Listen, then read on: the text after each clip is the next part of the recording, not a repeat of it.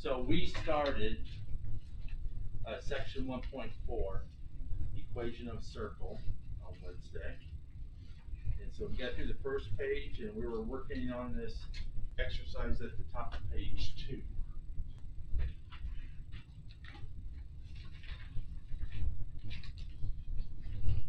And so you're given, okay, that the center of the circle is located at the point -1, 3 in the coordinate plane, and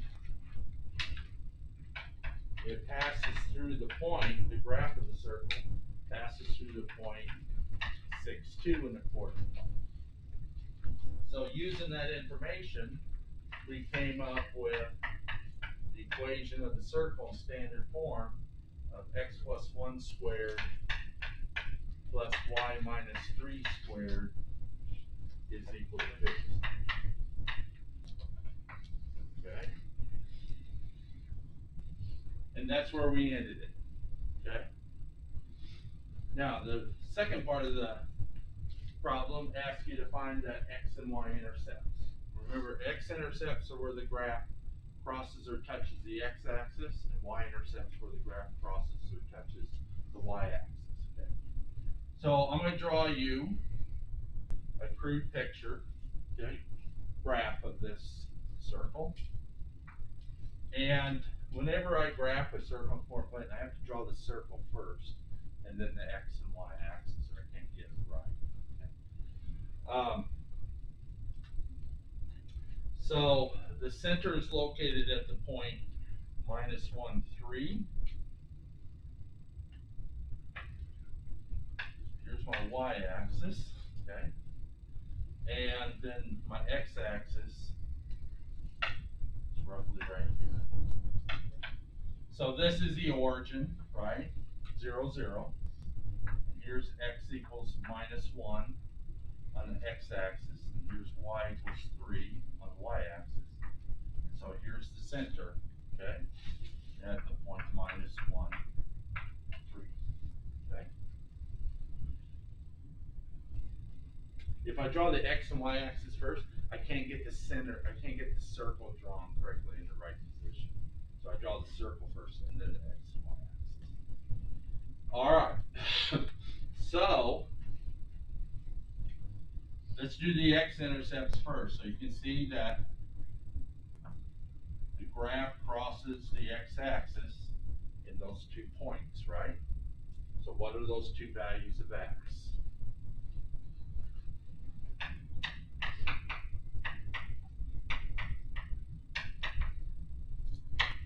So to find the x-intercepts, we set y equal to 0 in the equation of the circle, and we solve for x.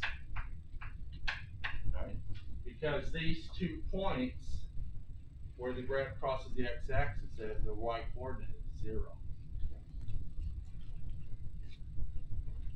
So setting y equal to 0 in the equation over here, we have x plus 1 squared plus 0 minus 3 squared is equal to 50. So that's one equation and one unknown. So now we solve for the variable x, okay? Well, we don't have to FOIL this because we can use what's called the square root method to solve for x. In parentheses here, 0 minus 3 is -3, and you know -3 squared is 9.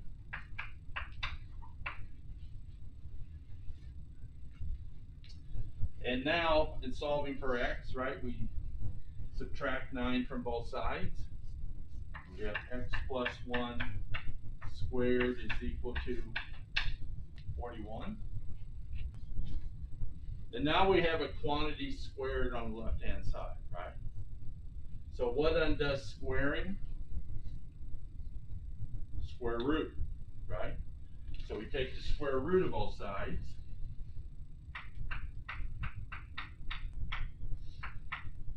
And when I take the square root of both sides, I'm going to have square root of 41 on the right hand side. But what goes in front of the square root? Remember? Plus or minus. There are two solutions. Plus square root of 41 and minus square root of 41. Okay. So we have square root undoes the squaring on the left. So we're left with x plus 1 on the left.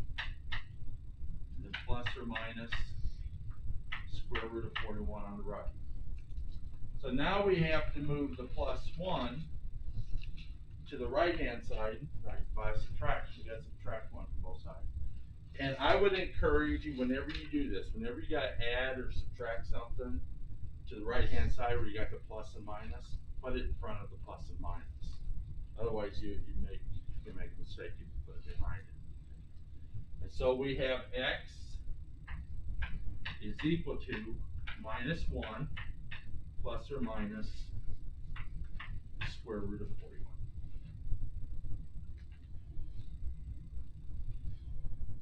So, to find the first x-intercept, right, we can use the plus sign, and then the second x-intercept, we use the minus sign. So the two x-intercepts are x equals minus 1 plus the square root of 41, and minus 1 minus the square root of 41.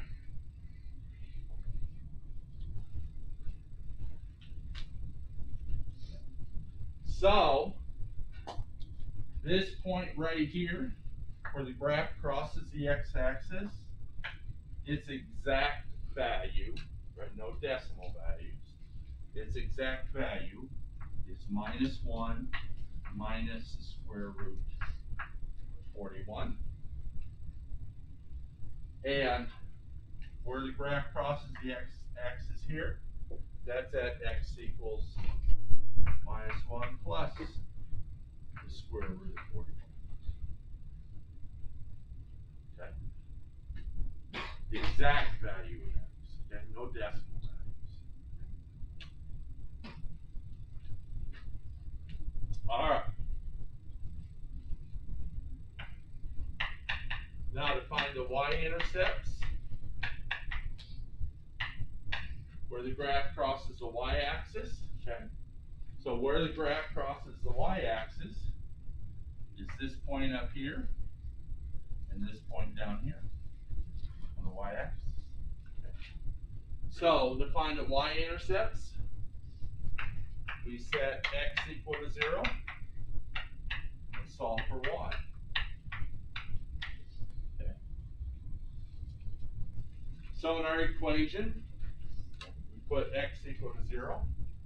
We have 0 plus 1 squared plus y minus 3 squared is equal to 50.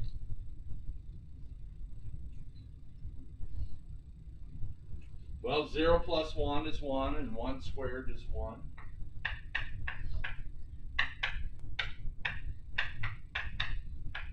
And now we move the 1 to the right-hand side by subtraction. And we have y minus 3 squared is equal to 49. And now we take the square root of both sides, right? And we have the square root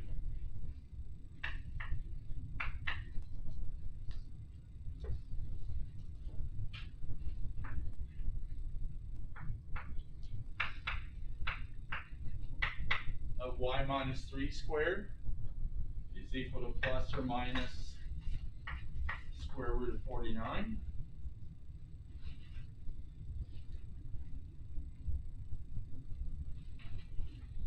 So square root undoes the squaring, and we're left with y minus 3 on the left is equal to plus or minus 7 on the right. Is that as low as I can go? And now we add 3 to both sides.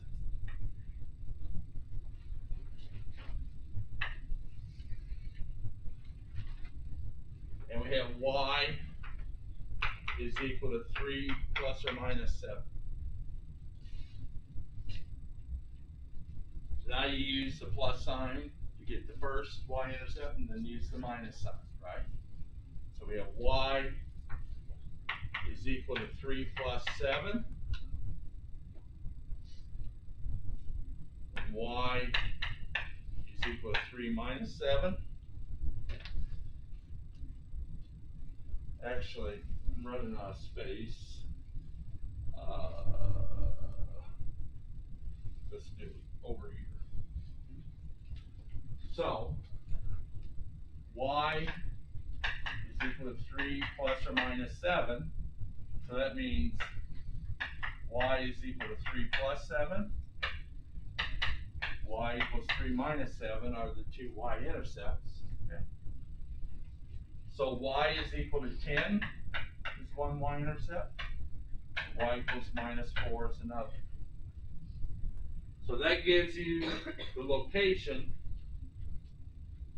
on the y-axis, right, where those two y-intercepts are. But you can also write the y-intercepts as an ordered pair. If y equals 10 on the y-axis, the ordered pair is 0, 10. And at y equals minus 4 on the y-axis, the ordered pair is 0, minus 4. So in WebAssign, you might enter the y intercepts as just the numbers 10 and minus 4, or you may have to enter them as ordered pairs. Okay? You have to be prepared to do both. So this point up here,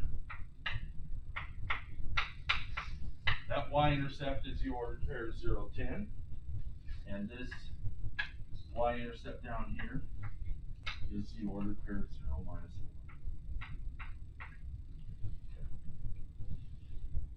4. We're done.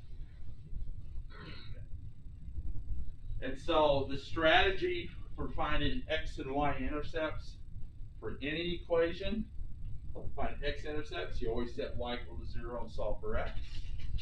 And find y-intercepts, you always set x equals 0 and solve for y. Okay? Same strategy regardless of the equation.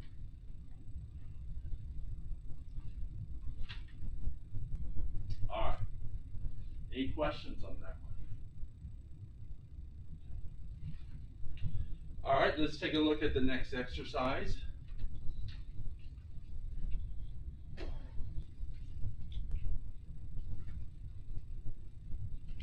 This one I supplied you with a coordinate plane to graph the circle.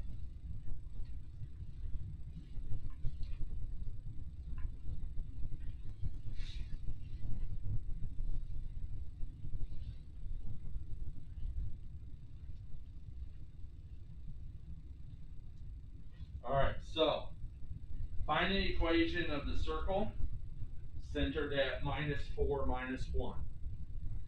The center is at minus 4, minus 1. And its tangent to the vertical line, x equals minus 1. Okay. So h, in this case, is equal to minus 4. K is equal to minus 1. Right.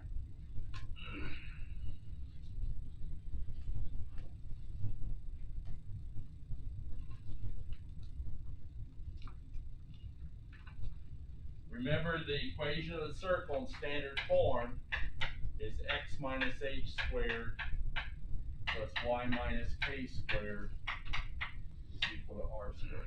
Okay? That's the equation of circle in standard form.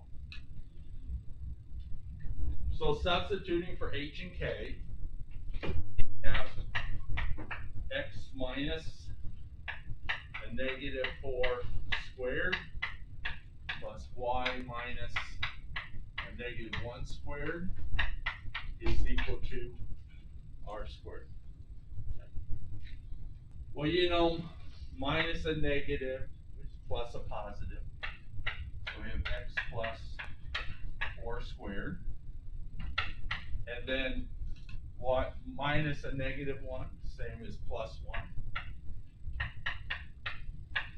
Right, so y minus a negative 1, same as y plus 1. And then that's equal to r squared. So the last thing we need is now the radius squared. Okay? So we got to figure out what the radius is.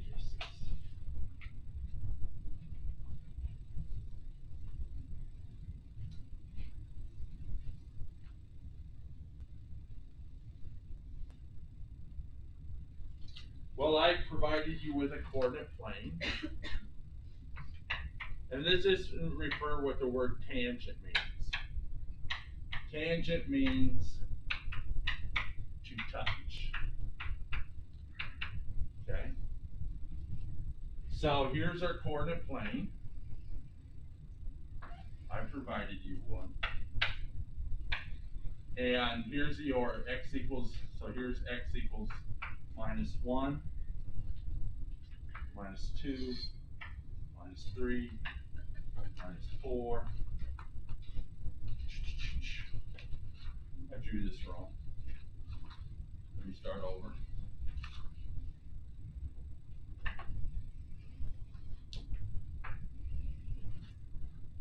There's the x, there's the y.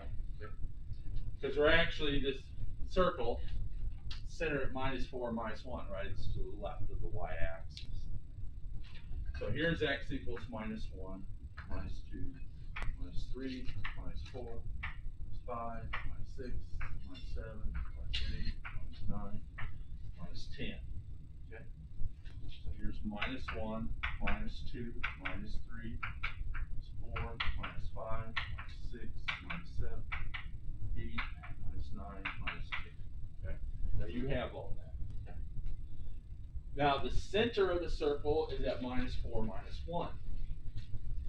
So here's minus 1, minus 2, minus 3, minus 4, minus 5, minus 6, minus 7, minus 8, minus 9 on the y-axis, right? Minus 1, 2, 3, 4, 5, 6, 7, 8, 9. So when I was an undergraduate, right, there were no handouts. We had to copy all this stuff down in our notebooks. So the tangent line, or the line x equals minus 1, is a vertical line, okay, and it crosses the x-axis at x equals minus 1. That's how you write the equation for the vertical line. Okay. So here's the vertical line, x equals minus 1. All right. The center of the circle is at minus 4, 1. So here's the origin. So here's x equals minus 1, minus 2, minus 3, minus 4. And then we go down 1 unit. So minus 1. So that's where the center of the circle is at, right? The point minus 4, minus 1 in the coordinate plane. Now,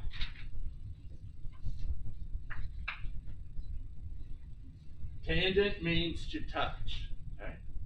So the graph of the circle does not cross this vertical line, x equals minus 1. It just touches it. And so where it's going to just touch the circle, okay, is the point horizontally across, okay, to the right of the center. Okay. And so the rightmost part of the circle is going to touch this vertical line at the point minus, right, this is the point minus 1, minus 1. Okay. So this is minus 4, minus 1. And this is the point minus 1, minus 1. Okay.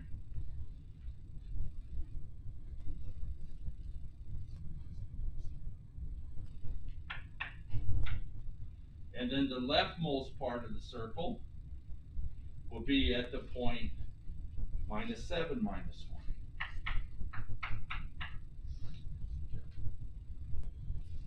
So since the rightmost point of the circle just touches this vertical line, right?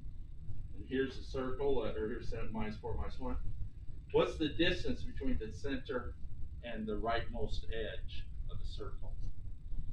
That's just 3 units, right?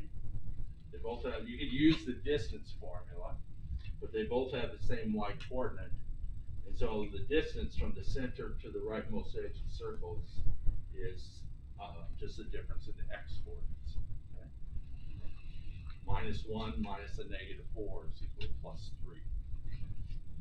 And so then the uppermost part of the circle from the center, you have to go up 1, 2, 3 units. Okay? So here's y equals 1, y equals 2, y equals 3. And so if you go up 3 units straight up from the center, you're at the point 1, 2, you're at the point minus 4, 2. And then if you go down 3 units, you get to the bottommost part of the circle.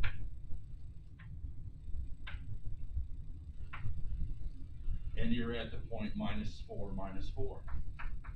Okay. So off to the side here, let me show you what points were plotted, right? Here's the center of a circle. This is the far right point, right? That's just straight to the right of the center. This is the far left point, which is just straight to the left of the center. This is the highest point, which is straight up from the center. And this is the lowest point, which is straight down from the center. So once we had the center of the circle, I could then plot the most right point of the circle, because it's the right side of the circle's tangent to this vertical line. Okay? And now I can connect the dots the best I can, and the best you can.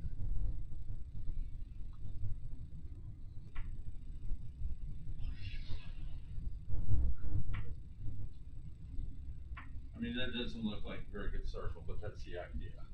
Okay. And so the distance from the center to this rightmost edge is 3 units. This distance is 3 units. This distance is 3 units. This distance is 3 units. And so we deduce that the radius r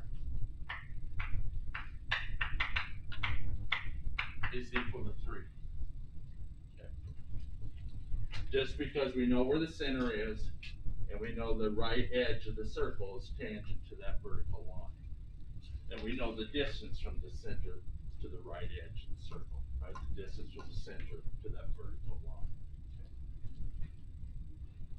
So back over here, now that we know what the radius is, right, we can plug in for r squared. We have x plus 4 squared plus y plus 1 squared is equal to 3 squared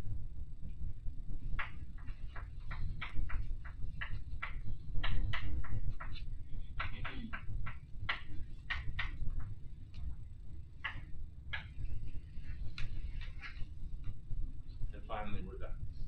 Okay. We found the equation of the circle that meets those conditions. Okay. So sometimes you're using more deductive reasoning, right? So here, I just used deductive reasoning with the radius, but you could have used the distance formula between those 2 points to get the radius is equal to 3 units. All right. Any questions on that? All right. On the next page,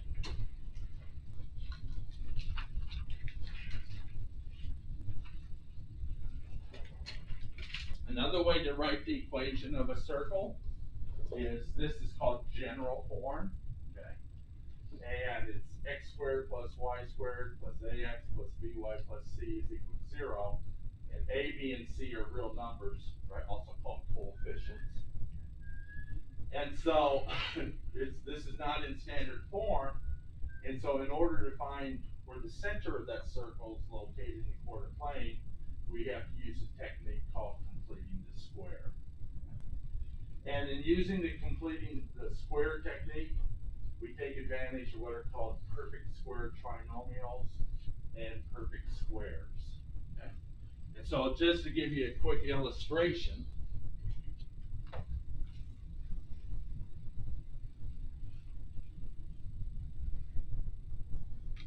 a couple examples of what a perfect square trinomial is. X squared plus 6x plus 9 is an example of a perfect square trinomial because it can be factored into x plus 3 times x plus 3, and x plus, right, those factors are identical. So you write this x plus 3 squared. So a perfect square trinomial can be factored into two identical factors. Okay. Another example would be x squared minus 6x plus 9, which can be factored into x minus 3 times x minus 3. Right, two identical factors. And so x squared minus 6x plus 9 is equal to x minus 3 squared. Okay. So that's what a perfect square trinomial is. Okay. You know this is a trinomial, it's got three unlike terms, and it's called a perfect square trinomial because it can be factored into two identical factors. Okay. And that we need those in order to rewrite an equation of a circle like this one in general form in standard form. Okay. But we're not going to do that today because we're going to take our quiz. So we'll do this first thing on Monday. Okay.